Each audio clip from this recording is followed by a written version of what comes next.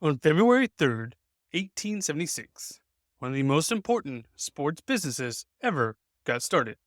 It was the Spalding brothers, who make many of the balls and sports equipment that we use to this day. Here's the story behind how it all got started today on Daily Sports History.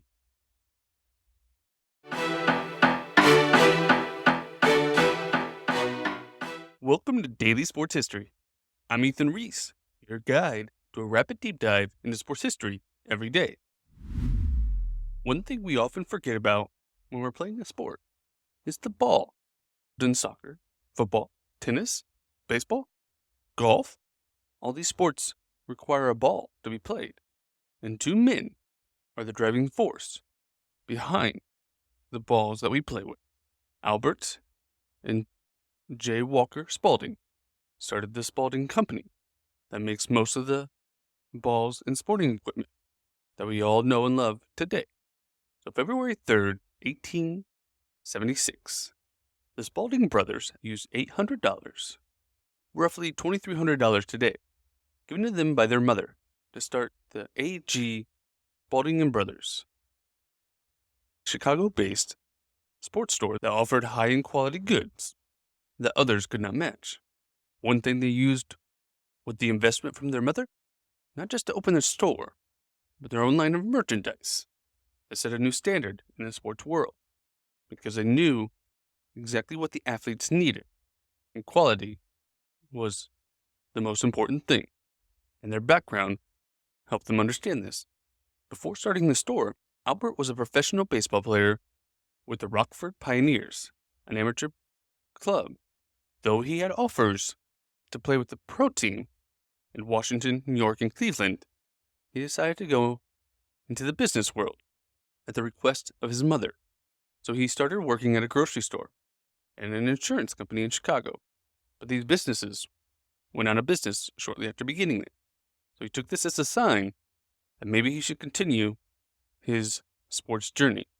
He accepted a contract for $40 a week from the Chicago Excelsiors, and then he pitched for the Boston Red Stockings for 5 years before ending his career as a pitcher manager with the Chicago White Stockings, and even led the White Stockings to a National League pennant.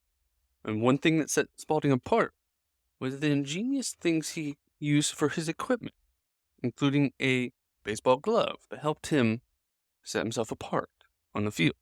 After he retired, he joined his brother to start the Spalding store, where Albert used his connections to become the official manufacturer of baseballs for the National League, which gave them visibility across the whole country and allowed them to find their niche in the sporting world.